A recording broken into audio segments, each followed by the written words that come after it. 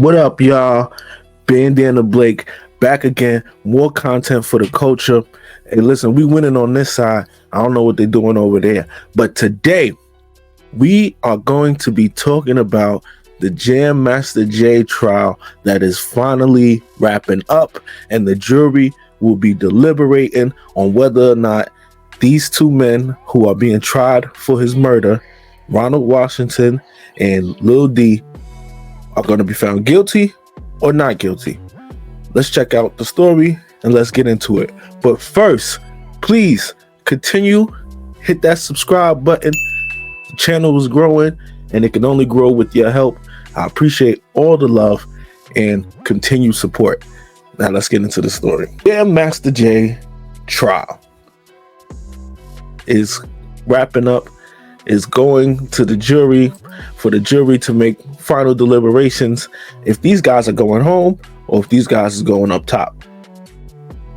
This is a story by Rolling Stone, and it goes: Ronald Washington, one of the two defendants standing trial for allegedly killing JMJ, chuckled in court on Wednesday when his attorney, Susan Kelman, invoked Harry Potter in her closing arguments. Come on. The moment came as she discussed the prosecution's theory that Washington and the other defendant, Carl Jordan Jr., Lil D, were waiting on a fire escape to enter the recording studio where the DJ, whose real name was Jason Mizell, JMJ, was killed. She said it was impossible since the two men would have been seen on surveillance video. Then she paused dramatically. It just occurred to me, she told the court. It's possible they were out there and they borrowed Harry Potter's invisibility cloak. Washington, who was dressed in a gray suit and had been looking on intently, chortled. So, I don't know, maybe he thought that was humorous. How many of y'all would want your defense attorney making Harry Potter jokes during the closing arguments when you out here fighting for your life? Maybe. It was one of several dramatic moments on Wednesday as Kelman and Jordan's attorney, Michael Houston, responded to the prosecution's summary of their case on Tuesday. Those remarks outlined the U.S. attorney's indictment against the two men, alleging that they killed the DJ on October 30th, 2002. That's right, y'all. This case took 22 years to get to this point. In retaliation for Washington getting cut out of a drug deal that the DJ, whose real name was Jason Mizell, was part of. The men recruited another man, Jay Bryant, the prosecutors had said, to open the fire escape door, allowing Jordan to shoot Mizell and Washington to stand guard. So basically what they're alleging, the prosecution, is that they had an inside man. That inside man has not been brought to court yet. I think he stands trial as of next year.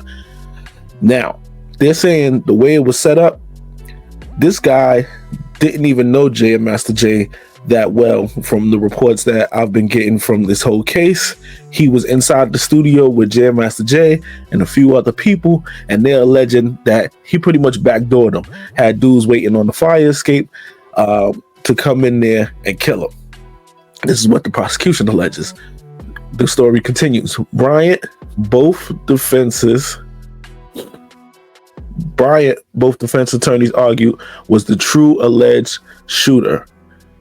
Both lawyers focused on a blue hat containing Bryant's DNA that police recovered at the crime scene and said that that was the only evidence linking any of the accused killers to the crime. Neither of the defendants' DNA is on that hat. The lawyers also cited a past confession in which Bryant said he killed the DJ. So, at one point, prosecutor Artie McConnell suggested the hat might have fallen out of Jordan's pocket, a claim that the defense attorneys latched onto. During his remarks, Houston nonchalantly walked in front of the court and stuck his hand in his pocket and let his own blue hat fall on the floor to show the perceived absurdity of the claim. Kelman suggested the only reason Bryant might have given Jordan the hat was to keep his pocket warm. That's a little weird. So they're saying Jay Bryant, which is the guy who backdoored Jam Master Jay, essentially opening up the door to let the killers in. He, during all of the mayhem, he dropped the hat, maybe, and his DNA was found on the hat. Yeah, a blue hat containing Brian's DNA that police recovered. But they also cited a past confession where he said that he killed the DJ. So maybe that's probably why they not bringing all three of them to trial at one time, because it's the conflicting stories. So they're going to try him at a later date. But you would think all three of them would be tried at the same time if they're all accused of the murder. But for some reason they split it up, and now it's coming out in court, this little conflict here where there's the only DNA that they were able to recover, it says right here, containing Brian's DNA that police recovered at the crime scene, and said that was the only evidence linking any of the accused killers to the crime. That was the only forensic physical evidence, because they did have a witness, and that witness I think is going to be more powerful and more telling than this hat, right? As it continues, Houston began the day with nearly 2-hour address that began with him quoting from George Orwell's 1984 and displaying the equation 2 + 2 = 5 on a PowerPoint. He claimed the government had become Orwellian in its indictment, and that Brian's role in the case alongside the hat constituted reasonable doubt. Fair enough. He also read back testimony from Ray Bryant, Jay's uncle, in which Ray said Jay had said he'd shot the DJ. Really? So Jam Master Jay's uncle heard. He also read back testimony from Ray Bryant, who's Jay's uncle, in which Ray said Jay had said he shot the DJ. Right, Jay Bryant, which is the guy with the hat. Okay, that was a little all over the place. Ray, Jay. Okay. He also focused on testimony and past statements from witnesses the prosecution brought forward during the trial. Houston did not call any witnesses during the past 3 weeks, instead reminding the jury that the burden was on the government. I think that's a risky strategy, but he's correct. They don't have to prove that they weren't there. They don't have to prove their innocence. They just have to poke holes in the prosecution's story. So if you're saying at one point, oh, this blue hat came from my defendant, but then you're saying at another time, though, the DNA was found for another guy who's already admitted to doing the shooting to other people, what are we doing here? Why am I here? Why are we here? Why is my client here? So I think, although it may be a little alarming that they didn't have any witnesses for the defense, that's perfectly fine. He cited a statement from Uriel Tony Rincon, who is the eyewitness, and I think he's the star witness of this case. An eyewitness who was playing video games with JM Master Jay the day he was shot and took a bullet himself in the leg, claiming that he initially described a struggle with an unknown man who fell to the ground. That description, Houston said, syncs up with Jay Bryant's confession. During testimony, Rincon said he clearly saw Jordan and identified him for the jury. Houston, the defense attorney, latched on to McConnell's description of Jordan on Tuesday as the ideal assassin. Since Jordan was 18 at the time and was Mazel's, J Master Jay's godson, making him a trustworthy person to go into the studio. He said the allegation that Jordan walked through the studio and displayed his tattoo, not wearing a mask, did not make him the ideal assassin. Here's my tattoo. Pop. He demonstrated in a jokey way. So these defense attorneys seem to be trying to make light of this whole thing. One's talking about Harry Potter, one's dropping a hat out his pocket. Now he's talking about, hey, I walked in, I'm showing my tattoo, and Pop. Like, they're trying to make this whole thing sound absurd and ridiculous. Houston, the defense attorney, also laced his remarks with pop culture references in addition to 1984. He invoked Scooby-Doo's Mystery Machine to describe a taxi Jordan had ridden in and cited one of his own favorite movies, Ferris Bueller's Day Off, paraphrasing, slow down and look at life or it will pass you by.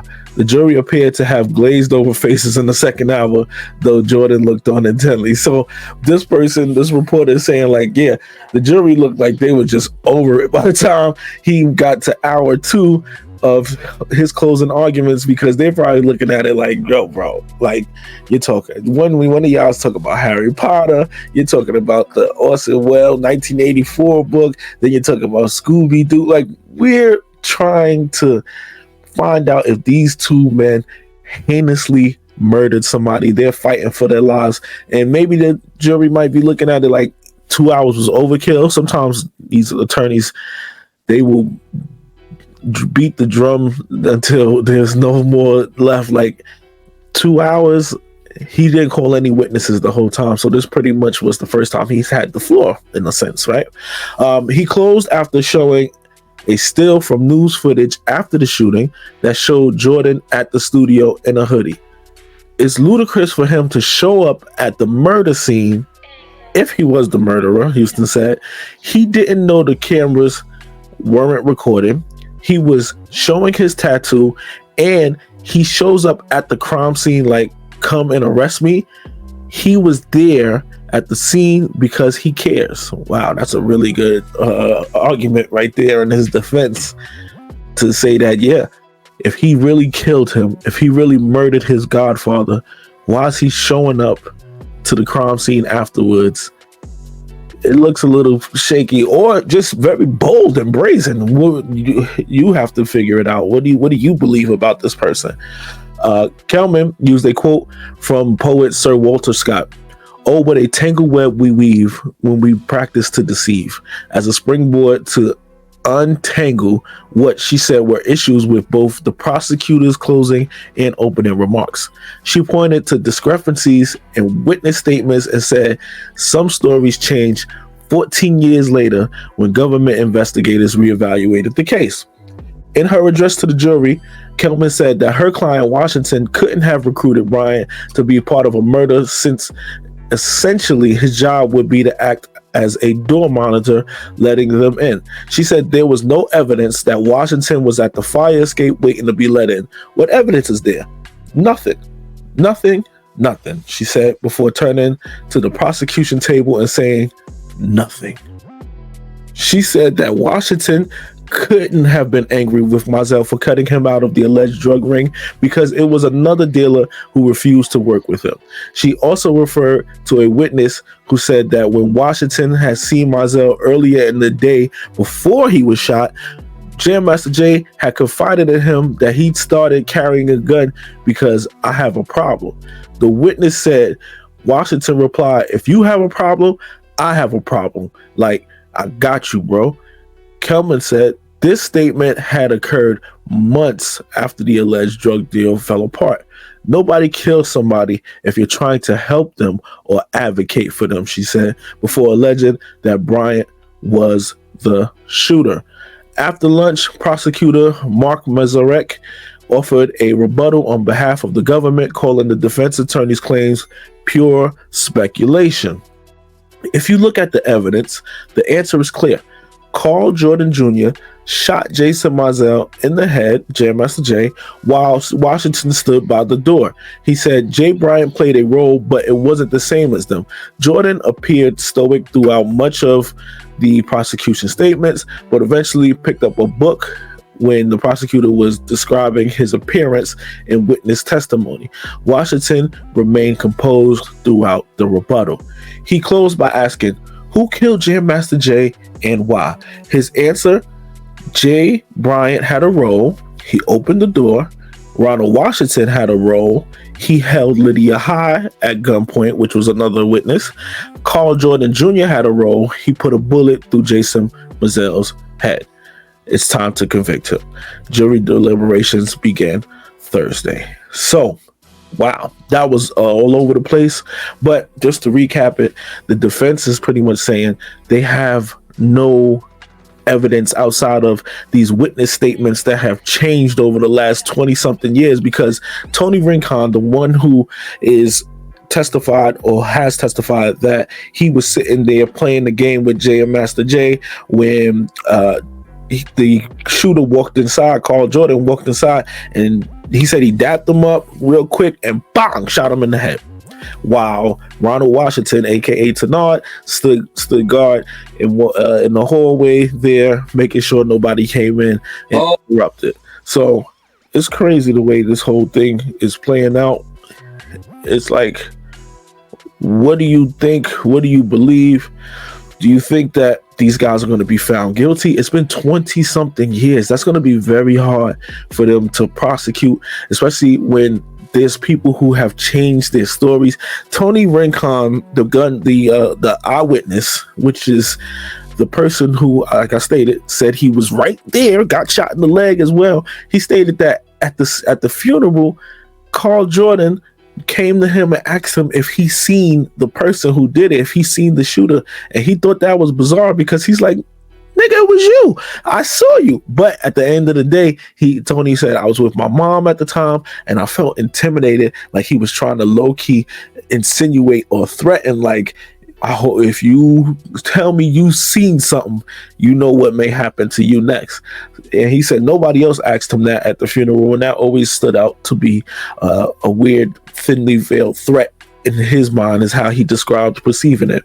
And after 20 something years, he's moved away, and now he's saying he wants to bring peace and give closure to the family. Lydia High is another person who was in the studio and described similar events when she testified.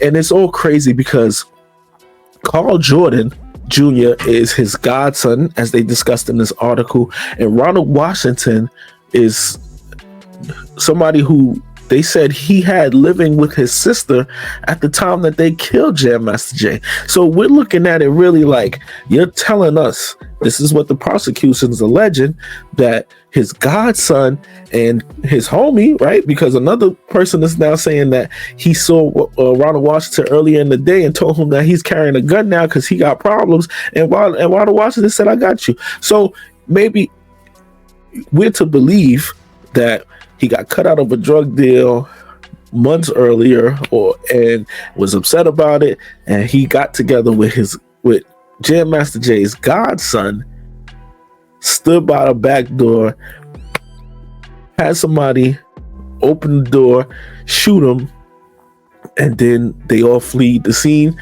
and nobody said nothing for 20 something years. Is that plausible to you? Or do you think Jay Bryant is the guy who left his hat at the scene? The DNA was found. He's been connected to saying that he shot Jam Master Jay at another time. Is he just the shooter and the trigger man?